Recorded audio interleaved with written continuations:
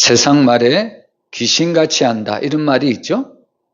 근데 이 말은 세상 말이기도 하지만 영적인 말이기도 합니다. 우리가 계시록 13장 앞장을 보면요, 여러분 사단과 그를 따르는 추종자들이 그리스도인들을 얼마나 많이 핍박하는지 모릅니다. 특별히 로마 시대에 그리스도인들을 핍박하는 그 내용 가운데 무엇으로 핍박을 하냐면 바로 물질로, 만몬이라는 경제적인 논리를 가지고 그리스도인들을 엄청나게 핍박을 하는 것을 볼 수가 있습니다. 그래서 귀신같이 한다는 것은 무슨 의미냐면요, 여러분 사단은 우리를 공격할 때, 우리를 넘어뜨릴 때 우리의 장점을 가지고 사단이 공격하지 않는다는 겁니다. 여러분 사단이 우리를 공격할 때 우리의 어디에 보고 공격을 할까요? 가장 연약한 점을 우리를 공격을 한다는 겁니다. 사단이 딱 보면 저 사람은 저것이 가장 약할 거야. 저 사람은 가장 부족할 거야. 항상 사단은 그런 연약한 점, 그런 부족한 점을 가지고 성도들의 틈을 바로 타기 시작한다는 겁니다. 그래서 사실 성도들은 자신의 연약함 때문에, 자신의 부족함 때문에 늘 넘어지기 쉽다는 이야기입니다.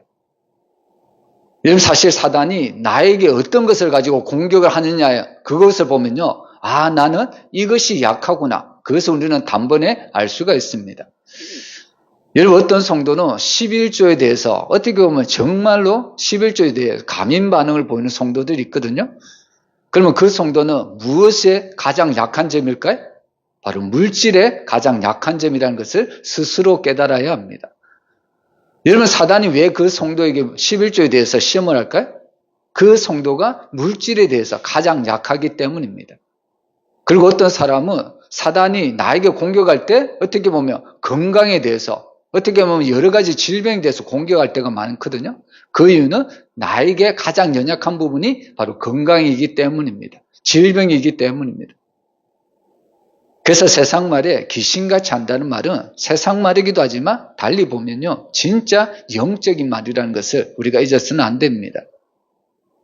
그래서 사단은 항상 우리의 연약함을 보고요, 우리의 부족함을 보고 나에게만 오면 너의 연약함을 고쳐줄게, 너의 부족함을 채워줄게, 항상 우리를 유혹을 한다는 거예요. 그래서 많은 사람들이 그 사단의 유혹에 넘어가고 있습니다. 그러나 여러분, 오늘 우리가 계시록 14장을 보면요, 정말로 예수를 잘 믿는다는 것은 무엇인가를 우리가 알 수가 있습니다. 여러분 예수를 잘 믿으십니까? 예수를 잘 믿는다는 것은 무슨 의미일까요? 예수를 잘 믿는다는 것은 다르다는 겁니다. 세상과는 다르게 구별된 존재로 살아간다는 이야기입니다. 그래서 히브리어로 이 카도시라는 단어를 쓰고요, 헬라어로 하기우스라는 단어를 쓰는데 이 단어는 다 구별된 사람, 구별된 자를 이야기하고 있습니다. 그래서 사실 성도의 능력은 어디에서 나오느냐 하면 바로 세상과 다르다고 한 것에서 바로 능력이 나오는 줄 믿으시길 바랍니다. 여러분 만약에 내가 예수를 믿고 그리스도인이지만 세상과 똑같이 살아간다면 우리는 별반 다를 것이 없습니다. 근데 우리는 비록 가진 것이 없어도요, 정말로 우리가 세상을 따라가지 않고 세상의 가치관대로 살아가지 않고 오직 하나님의 말씀의 가치관대로 살아간다면 우리는 그 다르다는 것 때문에, 오히려 그것 때문에 세상이 처음에는 우리를 핍박할지 몰라도요, 결국에 그것 때문에 세상은 우리를 인정해 줄 수밖에 없습니다. 제가 청년 때에 그 직장 생활을 조금 했는데, 여러분 직장 생활에 그리스도인들에서 제일 힘든 점이 뭐냐면요, 저에게서는 회식이었습니다. 여러분 회식을 하면 무엇이 꼭 따라올까요? 술이 따라오는 겁니다. 술. 그래서 그것 때문에 항상 신앙의 양심에 걸렸다는 겁니다. 신앙의 딜레마에 빠졌다는 거예요. 그래도 신앙의 양심상 아무리 회식에 갔지만 술을 먹을 수는 없잖아요. 근데 자꾸 옆에 있는 동료가 또 그 상사가 자꾸 술을 권하면서 뭐라고 이야기하냐면, 다른 사람도, 다른 교회 다니는 사람도 내가 만나봤는데 그 사람들도 한 잔씩을 하더라, 이런 식으로 계속해서 저를 유혹을 하는 겁니다. 그래도 끝까지 안 먹었거든요. 그랬더니 그 회식 자리에서는 저를 별로 안 좋아하더라고요. 근데 회식이 끝나고 나서 다시 일상생활로 복귀했을 때, 직장생활 할 때 제 상사가 그런 이야기를 하더라고요. 너는 진짜 그리스도인 같다. 너는 진짜 예수 믿는 사람답다. 이런 이야기를 들었습니다. 여러분, 처음에는 정말 예수 믿는 티 내는 것이 어떻게 보면 세상 사람들 볼 때는 밉상일 수도 보일 수도 있습니다. 그러나 진짜 그런 가운데서도 믿음을 지키고 나가면요, 결국에도 세상은 인정할 수밖에 없다는 겁니다. 그래서 사실 성도의 능력은요, 정말 세상의 사람들처럼 내가 많은 것을 가지느냐, 여기서 능력이 나오는 것이 아니라 나는 과연 세상 사람들과 다르게 살아가고 있는가, 구별된 존재로 살아갈 수 있는가, 이것이 바로 성도들의 능력이 나타난다는 것을 우리가 깨달아야 합니다. 여러분, 많은 사람들이 외적으로 어려움을 당하는 것을 위기라고 이야기를 하죠. 그래서 경제가 외적으로 어려우면 경제 위기, 정치가 외적으로 어려우면 정치 위기, 그리고 안보가 위험하면 안보 위기, 이렇게 이야기를 합니다. 세상에 이처럼 위기가 참 많습니다. 근데 사실 성경에서 말하는 진짜 위기란 무엇이냐면 세상과 믿는 자들의 구별이 사라졌을 때, 성경에서는 이것이 진짜 바로 위기라고 가르쳐주고 있습니다.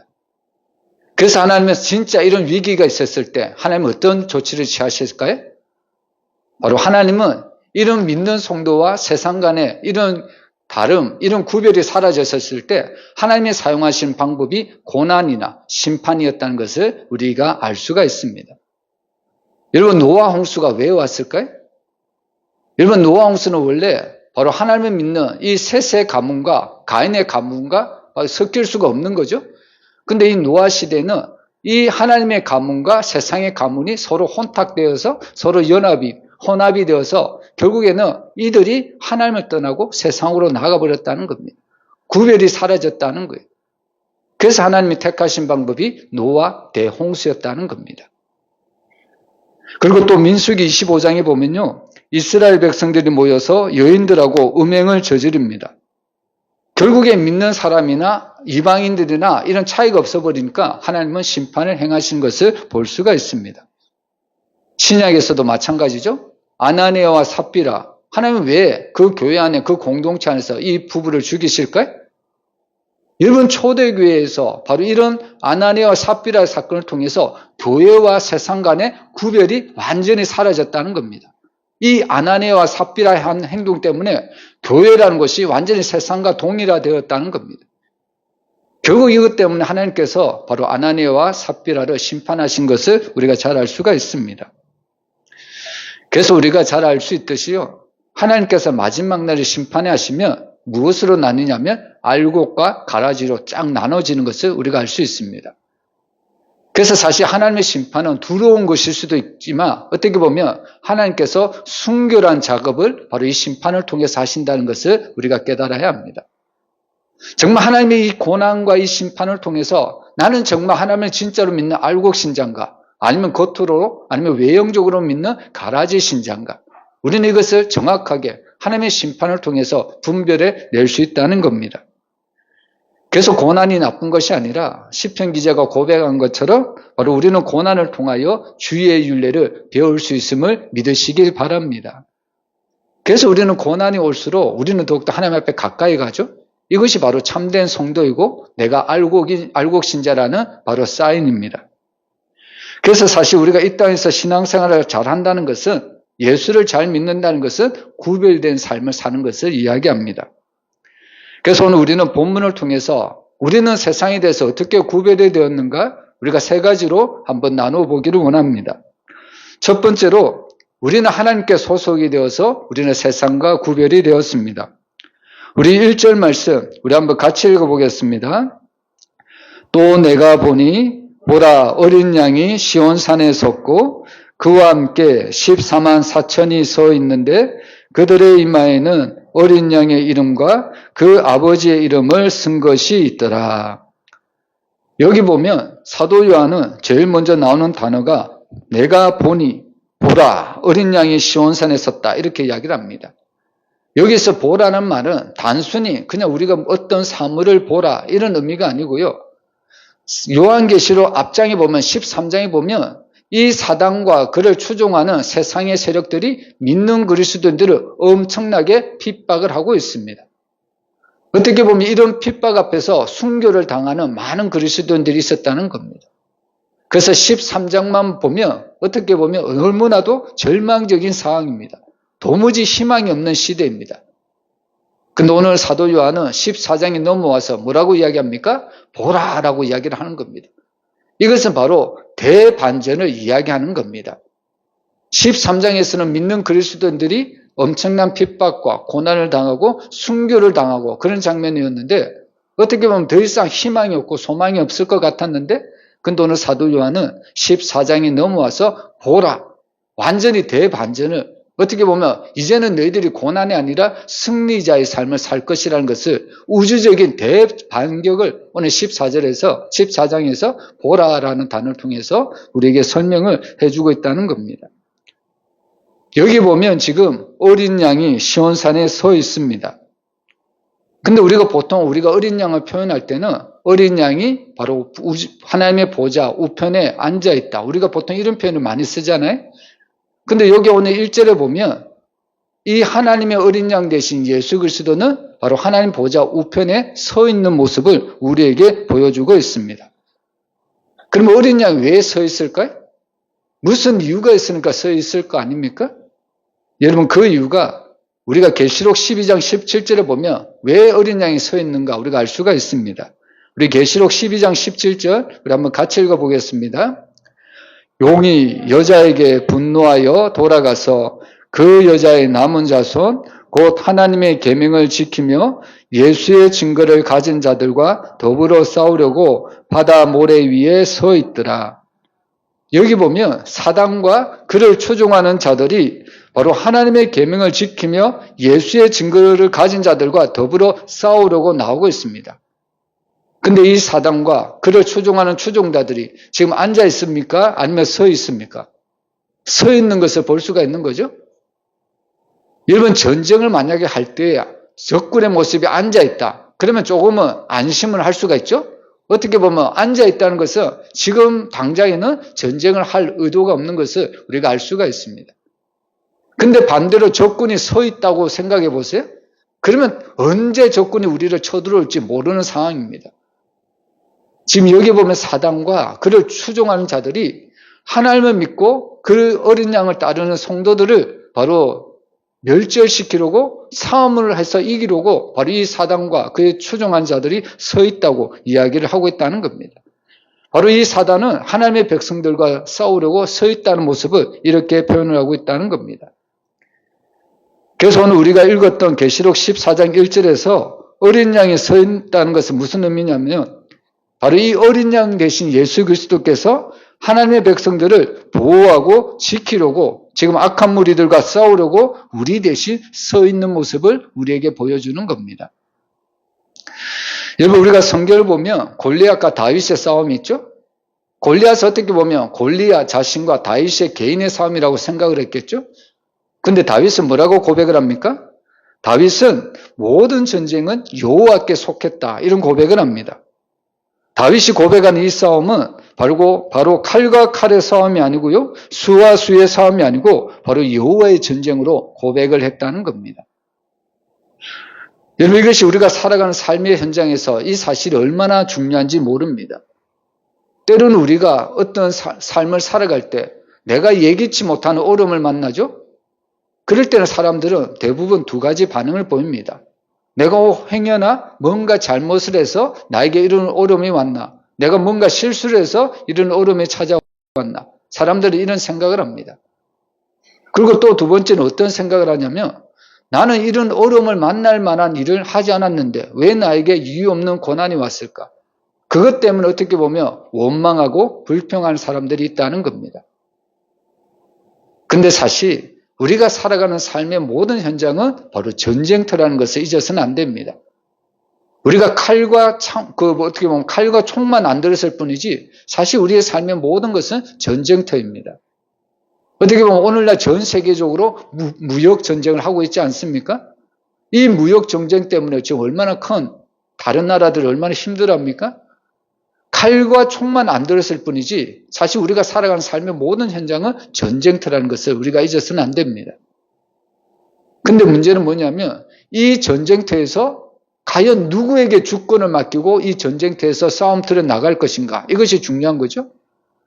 여러분, 골리앗과 다윗의 싸움에서 다윗이 자기만 믿고 골리앗과 만약에 싸워서 나갔다면 다윗은 백정백패였을 겁니다. 골리앗에 비해서 다윗은 너무나도 키도 작고 그는 장수도 아니고 그리고 그가 가진 무기도 어떻게 보면 시원찮았습니다. 여러분, 개인적으로 보면 다윗은 절대로 이길 수 없는 싸움을 한 겁니다. 근데 다윗이 어떻게 해서 이겼습니까? 그는 싸움의 주체를 자기에게 두지 않고 하나님께 두었다는 겁니다. 모든 것을 하나님께 맡겼다는 겁니다. 그랬더니 놀랍게도 다윗이 골리앗을 바로 이겼던 것을 우리가 잘 알 수가 있는 거죠. 우리의 삶의 전쟁터도 마찬가지입니다. 우리는 늘 살아가면서 크고 작은 문제를 만납니다. 근데 중요한 것은 작은 것은 내 스스로 해결할 수 있다고 사람들이 생각하죠? 여러분, 사실은 이런 작은 것까지도 하나님께 맡겨야 합니다. 여러분, 다윗이 어디를 가나 늘 승리를 했거든요. 어디를 가나 어떤 전쟁을 하도 늘 이겼습니다. 근데 어떨 때는 전쟁에서 승리하지 못했을 때가 있었습니다. 왜 그랬을까요? 이것을 우리가 단순히 보면요. 왜 다윗이 늘 하나님께서 이기게 하셨는데 어떨 때는 왜 다윗이 이기지 못했는가? 그것은 다윗의 인간적인 마음의 생각 때문이었다는 겁니다. 여러분, 다윗도 전쟁을 수없이 많이 겪어보니까 어떻게 보면 전쟁터에서 잔뼈가 굵은 사람입니다. 그러다 보니까 이번 전쟁은 굳이 하나님께 물어보지 않고서도 내가 나서서 나가기만 하면 이길 수 있을 거야. 여호와께 물어보지 않고 전쟁터에 나갔다는 겁니다. 근데 이렇게 작은 전쟁을 내 스스로 이길 것이라고 나갔는데 오히려 그 전쟁에서 하나님은 패하게 하십니다. 우리는 이것을 통해서 무엇을 할 수 있냐면요. 우리의 크든 작든 이 모든 문제는 우리가 하나님 앞에 맡겨야 된다는 겁니다. 이 전쟁은 우리가 살아가는 삶의 모든 주체는 내가 아니고 하나님이 되어야 된다는 겁니다. 그래야 우리는 하나님 앞에 하나님이 공급해 주시는 힘으로 우리는 늘 승리하며 살아갈 수 있음을 믿으시길 바랍니다. 근데 반대로 내 힘만 의지하고 살아가면 어떻게 됩니까? 패할 수밖에 없는 것이 우리의 삶의 현장입니다. 그래서 오늘 우리가 예배를 드리기 전에 복음 성가를 불렀잖아요. 어떤 가사가 나옵니까? 내 힘만 의지할 때는 패할 수밖에 없도다. 지금은 내가 눈을 들어 주변을 둘러봐도 아무도 안 보이는 것 같지만 믿음의 눈을 들어보면 보이는 분이 계시다고 말합니다. 그분이 누굴까요? 예수님입니다. 그래서 우리가 이 땅을 살아갈 때 모든 것들은 영적 전쟁입니다. 우리가 이 영적 전쟁에서 우리가 정말 이길 수 있는 것은 하나님 앞에 예수님께 모든 것을 맡기고 예수님만 따라갈 때 우리는 모든 전쟁에서 이길 수 있음을 믿으시길 바랍니다. 그래서 오늘 이 예수님은 이 사단과 또 그를 따르는 그 부하들과 우리 대신 싸우시기 위해서 시온산에 서 있다, 이렇게 이야기를 하고 있다는 겁니다. 결국에 우리가 살아갈 때 우리가 실제적으로 고난을 당하는 것은 우리가 같지만요, 사실 이 싸움은 누구와의 싸움이냐? 사단과 예수 그리스도의 싸움이라는 것을 우리에게 보여주는 말씀입니다. 근데 오늘 놀랍게도 이 어린 양이 이 적군과 싸우기 위해서 서 있는데 어린 양만 서 있는 것이 아닙니다. 여러분, 이 어린 양과 함께 누가 서 있냐면 구원받은 14만 4천이 바로 서 있다고 이야기를 하죠. 이 14만 4천은 전에도 말씀을 드렸지만 그 문자적인 숫자가 아닙니다. 상징적인 숫자입니다. 그래서 이 14만 4천이 어떻게 해서 나오냐면 12 곱하기 1000, 그래서 14만 4천이 나왔습니다. 그래서 처음에 나오는 이 12는 바로 구약의 이스라엘의 나라를 세우는 가장 기초 단위입니다. 12족속이죠. 그리고 뒤에 나오는 12는 바로 신약의 숫자인데요, 교회를 세우는 바로 예수님을 따라다니는 12사제를 이야기하고 있습니다. 이 12사도가 이 땅에서 해야 될 가장 중요한 일은 하나님의 교회를 세우는 일입니다. 결국에 여기서 10이라는 숫자는 결국에 하나님의 나라를 건설하는 숫자라는 것을 우리에게 보여주고 있죠. 그래서 구약의 12족속, 그리고 신약의 12사도, 그리고 곱하기 1000, 이 1000은 성경에서 많다는 그런 의미의 수로 사용이 되고 있습니다. 그래서 14만 4천이 나온다는 거예요. 과거에 한때 신천지가 14만 4천만 구원을 받으니까 이제 14만까지만 지금 이제 우리 단체에 들어왔으니까 남은 4,000명이 태호가 있으니까 빨리 우리 교회로 우리 신천지를 믿어야 된다고. 그렇게 막 사람들을 위협하고 두렵게 하고 유혹을 했던 것을 볼 수가 있습니다. 여러분 사실 이런 신천지처럼 이렇게 율법주의로 빠지다 보면 결국에 구원이라는 것은 어떻게 될까요? 예수 그리스도의 대속의 공로는 다 사라져버리고 결국에 행위로 구원을 받는다는 것을 이단들은 가르칩니다. 그래서 신천지가 마지막에는 뭐라고 합니까? 너희들이 우리 단체에 속하기 위해서는 우리 속한 공동체에 들어오기 위해서는 너희가 가진 재산, 너희가 가진 모든 것 다 교회에 헌금 다 바쳐라. 그래야만 너희들이 구원받을 수 있다. 행위를 강조하는 거죠.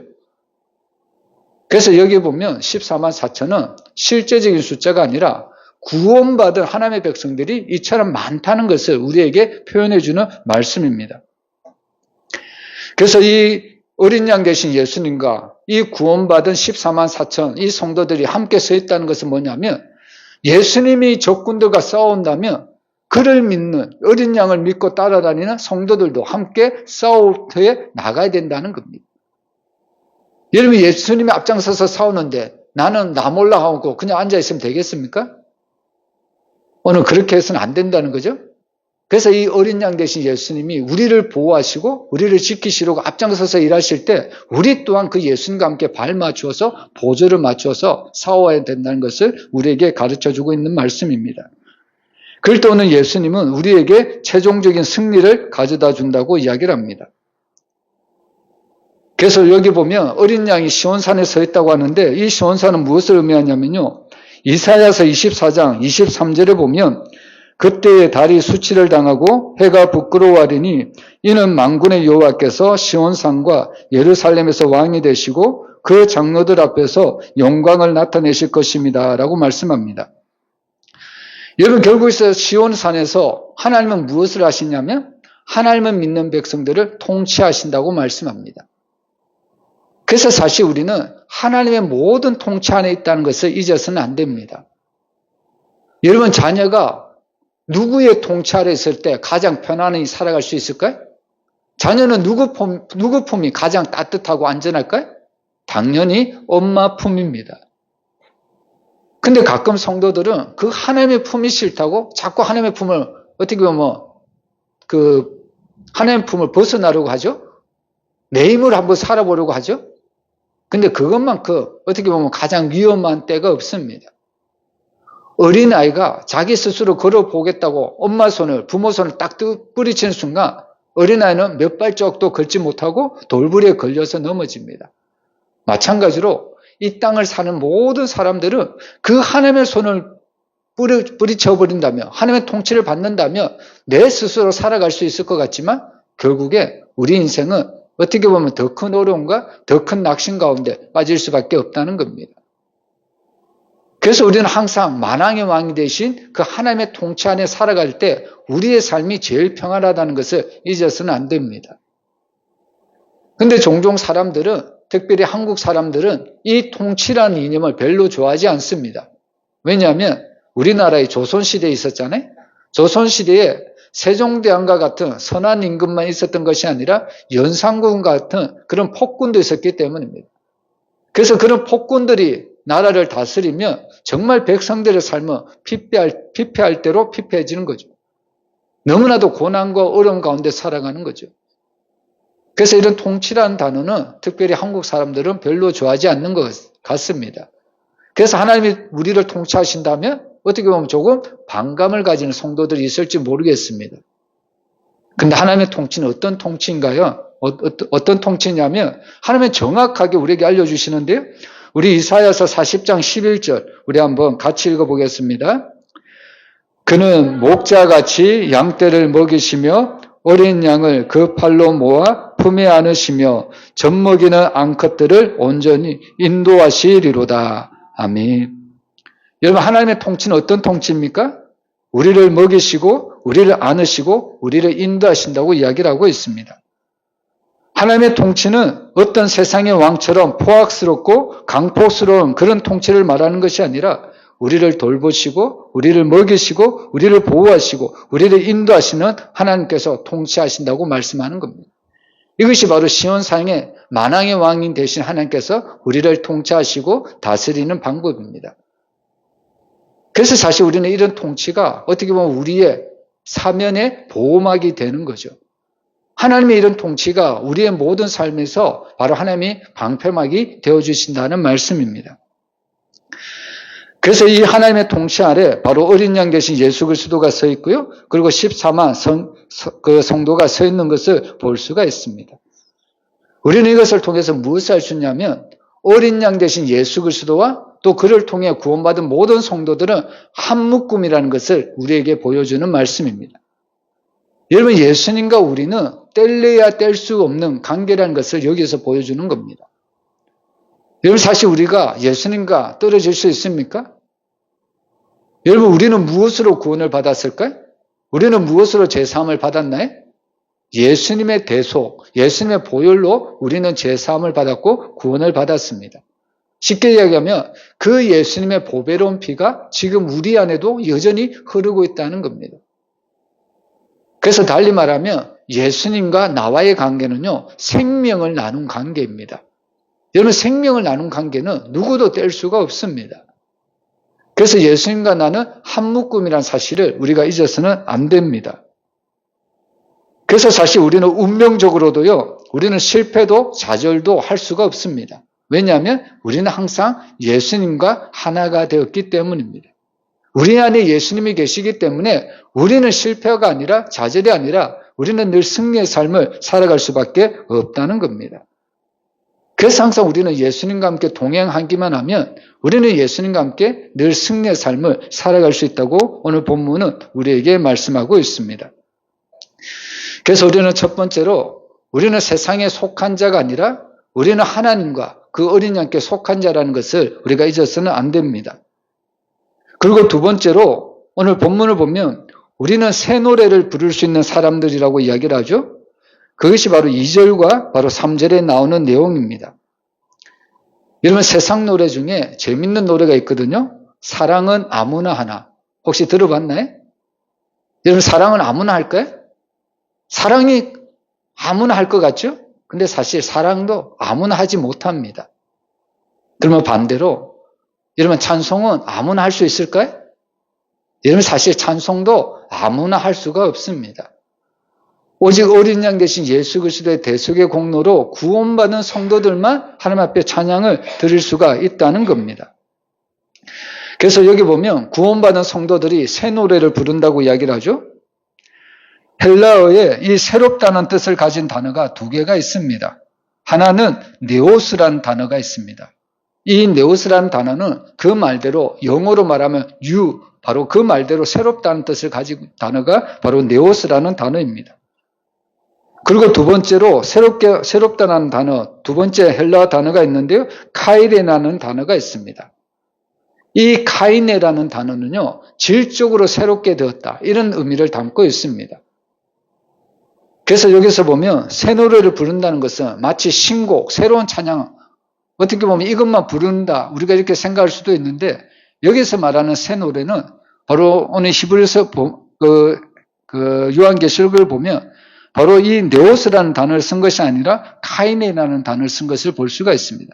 바로 질적으로 새롭게 된 성도들만 부를 수 있는 바로 그것이 찬양이라는 것을 우리에게 가르쳐주고 있습니다. 그래서 사실 찬송이라는 것은요, 아무나 부를 수 있는 것이 아닙니다. 여러분, 찬송은 언제 나옵니까? 우리가 하나님의 은혜를 받았어야만, 하나님의 은혜를 깨달아야만 우리가 그 은혜를 찬양할 수가 있다는 겁니다. 하나님께서 우리에게 능력과 은혜를 주셔야만 바로 새 노래를 부를 수가 있다는 겁니다. 여러분, 사실 우리가 시험에 들고 우리의 영적인 능력이 떨어지면요, 기도도 안 나오고 찬송도 안 나옵니다. 아무리 부르고 싶어도 마치 목에 뭐가 딱 걸린 것처럼 기도도 안 나오고 찬송도 안 나옵니다. 그런 성도는 바로 시험에 들었다는 증거죠. 그러나 아무리 힘들고 아무리 어려운 상황 가운데서도요, 하나님이 부어주신 은혜가 있는 성도들은요, 기도할 수 없는 상황 가운데서도 기도하고요, 찬송할 수 없는 가운데서도 찬송할 수 있는 것을 볼 수가 있습니다. 결국 찬송은 누가 부를 수 있느냐? 하나님이 은혜를 부어주셔야만 우리가 찬송을 할 수가 있습니다. 그래서 사실 우리가 찬송을 늘 자주 부르죠? 예배 시간 때도 또 찬송을 많이 부릅니다. 근데 우리가 찬송을 몇 곡 불렀느냐, 이것이 중요한 것이 아니라 정말 이 찬송을 부를 때 그 가사의 그 내용을 음미하고 그 가사의 내용을 내가 깊이 생각하고 또 그 가사의 내용대로 우리가 고백하면서 찬송할 때 비록 우리가 찬송 한 곡을 부른다고 할지라도 하나님이 이 찬송을 통해서 우리에게 무한한 은혜를 베풀어 주십니다. 그래서 오늘 하나님께서는 이 새 노래를 누가 부르느냐? 오직 구원받은 예수 그리스도의 대속의 공로로 구속받은 성도들만 바로 이 찬양을 부를 수 있다고 우리에게 가르쳐주고 있습니다. 제가 청년 때에 교회를 이제 섬겼던 곳이 아주 큰 대형 교회였습니다. 그 대형 교회에서 제가 방송실을 섬겼던 때가 있는데, 여러분 방송실에서 딱 보면요, 카메라를 딱 돌려보면 성도들이 예배 드리는 모습이 다 보입니다. 어떤 성도는 말씀을 들을 때 하품을 하기도 하고 졸기도 하고 어떻게 보면 딴짓을 하는 성도들도 가끔씩 보입니다. 근데 어떤 성도는요, 정말 눈물을 흘리면서 찬양을 하고 기도를 하고 말씀을 듣는 그런 성도들이 보입니다. 그런 모습만 보면 너무나도 은혜가 되더라고요. 이런 마찬가지로 예배 그 방송실에서 카메라만 들려봐도 성도들이 어떤 모습으로 예배를 드리는가 다 알 수 있는 것처럼 하나님도 우리가 예배를 드리는 모습을 다 보고 계시다는 겁니다. 정말 우리가 진심으로 예배를 드리고 있는가? 우리가 진심으로 찬양과 기도를 드리고 있는가? 하나님은 다 보고 있다는 겁니다. 여러분, 오직 하나님이 주신 은혜로 날마다 하나님 앞에 감사의 찬양을 들으시기를 주님의 이름으로 축복합니다. 그리고 세 번째로 우리는 세상과 구별이 되어야 된다고 이야기를 하고 있습니다. 우리 4절, 5절 우리 한번 같이 읽어보겠습니다.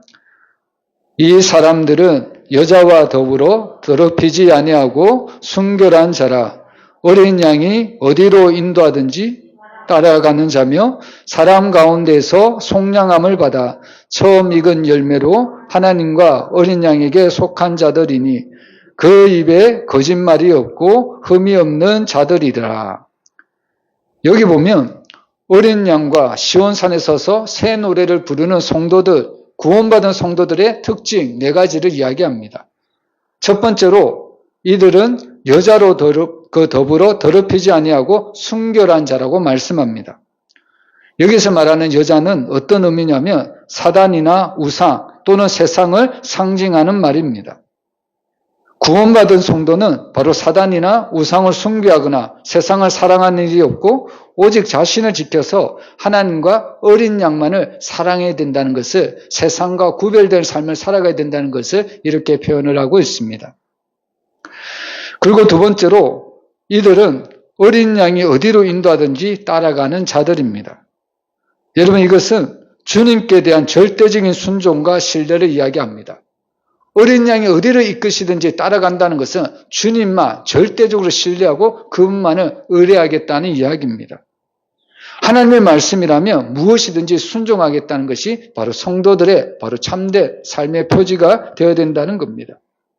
그래서 그들은 날마다 주님이 주신 약속의 말씀을 믿고요, 십자가의 길이라도 따라가는 것을 볼 수가 있습니다.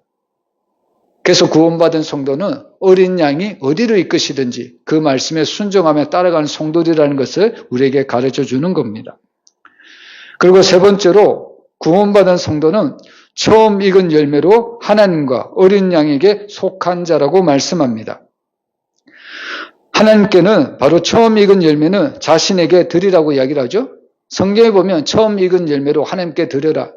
이것은 무슨 의미냐면 바로 처음 익은 열매는 구별과 바로 온전한 헌신을 상징하고 있다는 겁니다. 바로 내가 하나님 앞에 속했다는 것은 온전히 세상과 구별되고 하나님 앞에 온전히 헌신된 삶을 살아가야 된다는 것을 이렇게 표현을 하고 있습니다. 그리고 네 번째로 구원받은 성도들의 특징은 거짓이 그 입에 없고 흠이 없는 자들이라고 이야기를 하고 있습니다. 여러분, 성도들의 입에 거짓말이 없다는 것은 사단의 행위를 용납하거나 따르지 않는다는 겁니다. 무슨 말이냐면 사단의 특징이 있죠? 사단은 뭐라고 불리냐면 거짓의 아비라고 불립니다. 그래서 성도는 절대로 거짓말을 해서는 안 된다는 겁니다. 거짓말을 하는 그 순간 사단을 쫓아가는 것이라고 우리가 여겨야 된다는 겁니다. 그것 또한 여기서 흠이 없다는 것은 전혀 죄를 짓지 않는다는 말이 아니라 우리가 그리스도의 보혈로 말미암아 죄사함을 받아 의롭다 인정을 받게 된 것을 이야기하고 있습니다. 그리고 또한 우리가 성령의 능력에 사로잡혀서 점점 더 성결한 삶, 성숙한 삶을 살아가는 성화의 과정을 거치는 것을 이렇게 표현을 하고 있습니다. 그래서 정말 우리가 구원받은 성도라면 이런 네 가지 참된 특징의 표정이 날마다 우리의 삶 가운데 나타나야 된다는 것을 성경은 우리에게 가르쳐주고 있습니다. 여러분, 우리는 말씀을 통해서 우리가 다시 한번 생각해 보았으면 좋겠습니다. 예수 안에 사는 성도들은 세상이 주는 어떠한 쾌락에도요, 그것을 거부하고 어린 양이 어디로 인도하든지 따라가는 사람들이 구원받은 성도입니다. 우리는 이것을 가리켜 순결한 신부라고 이야기를 합니다. 신랑이신 예수님이 거룩하다면 그분의 신부가 된 우리는 정말로 우리 또한 거룩하며 그분을 따라가며 그분 앞에 나아가야 된다는 것이 당연하다는 겁니다. 그래서 오늘 우리는 말씀을 통해서 나는 정말 하나님께 속한 존재이고 구원의 새 노래를 부르는 성도이고 또 세상에서 구별된 삶을 살아가는 특별한 존재임을 우리는 한순간도 잊지 마시길 바랍니다. 여러분, 이 땅에서 주님 다시 오시는 그날까지 우리가 구원받은 성도답게 날마다 믿음의 삶을 살아가시기를 주의 이름으로 축원합니다. 기도하겠습니다.